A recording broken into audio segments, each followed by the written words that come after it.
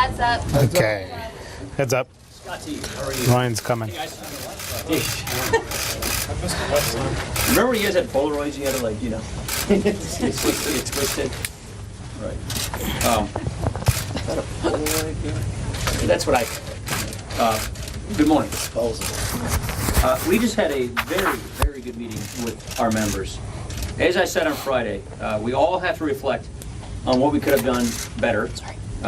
And this discussion was an honest and very constructive step forward. We are united around a common set of principles. We are united around our agenda. And we all want to advance the cause of freedom and limited government. We all want to make it easier for families to pay the bills and take care of their loved ones. We all want a system in healthcare where everybody can have access to affordable coverage. We have more choice and competition. We don't want a government-run healthcare system. We all agree on these things. So we're not going to retrench into our corners or put up dividing lines. Today, we broke down many of those dividing lines within our conference. There's too much at stake to get bogged down in all of that. We're going to move forward on the things the American people sent us here to do. Today, the House is going to act on another Congressional Review Act measure to reverse bad regulations. So far, Congress has sent 10 of these measures to the President's desk. In the 20 years before this, Congress did one of these. We're also committed to securing our border, rebuilding our military, and fixing our infrastructure. And we want this to be the last tax season Americans have to put up with this broken tax code. Since I became Speaker, I have talked about the need to go from being an opposition party to being a proposition party and a governing party. It may take a little bit more time, but we are certainly listening and we're going to get there. The way I would just describe the meeting we just had with our members is we are all going to work together and listen together until we get this right. It is just too important. Obamacare is a collapsing law.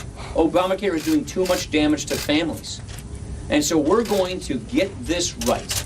And in the meantime, we're going to do all of our other work that we came here to do.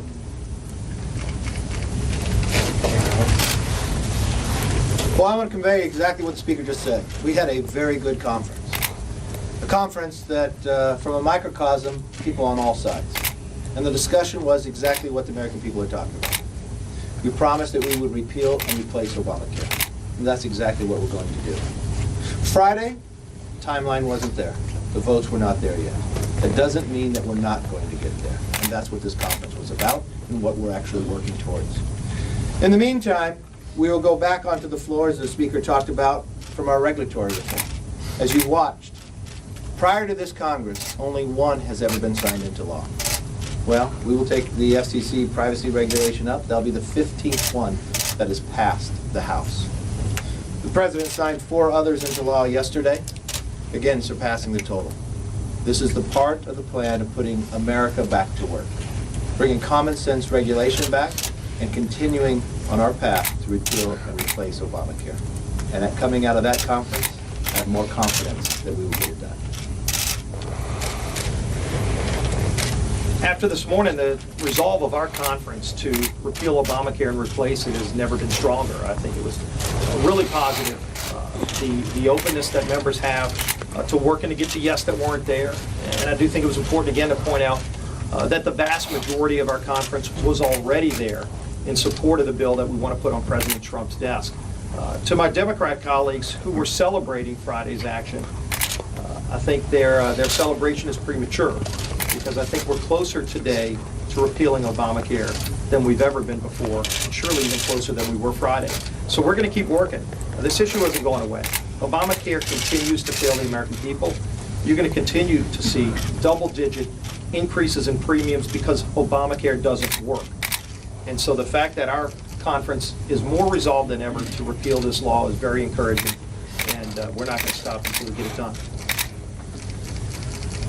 Coming out of the conference, I remain very optimistic about our agenda. And from the beginning, we've known that it is a very aggressive agenda that we have. And we remain committed to a better healthcare future to every person in this country. We also want to get to tax reform, keeping America safe, rolling back the regulations. We're working on that again this week, putting people back at the center of this government. We are committed, fully committed to rethinking this government from top to bottom. Because if there's one thing that last week taught us, is that we are united around shared goals. Now, how we go about implementing our vision is sometimes where we differ. But I am confident. I'm confident in our ability to come together, unify around shared goals, and improve everybody's lives in this country. More freedom, more opportunity for everyone in this country. Does anyone have any questions? Casey. Two questions, if I may. One, Two. should Devin Nunes recuse himself from the Russia investigation? And two, do you know the source of his information? No and no. Mr. Speaker, can you talk about exactly what you mean by getting it right on the Affordable Care Act now? Obviously, insurers have to make decisions by June. And do you think Probably that, before that. yeah, right, they're making decisions for June. Do you anticipate either any action before Easter recess or before August recess? I won't this year? tell you the timeline because we want to get it right. We have an aggressive agenda, and we've been moving quickly in this aggressive agenda, but we want to make sure that we get it right. We had a very constructive meeting with our members.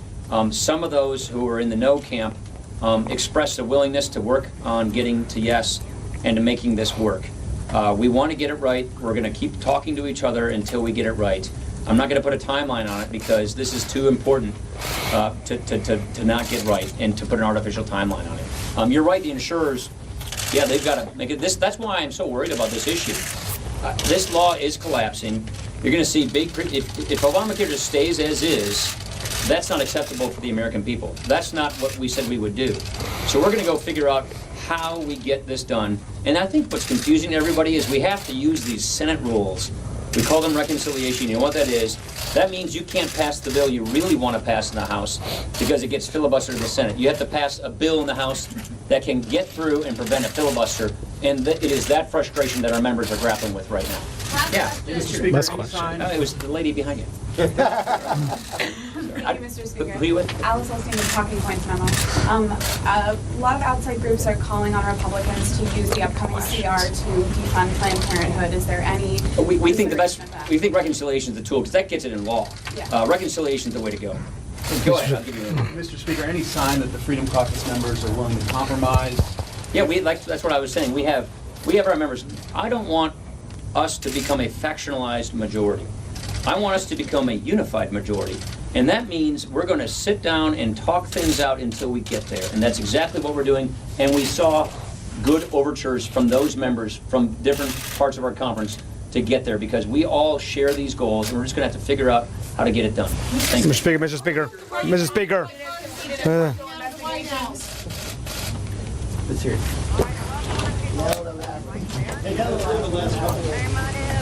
Yes. I hear you. Where do you want me to stand? Do you want me to move up?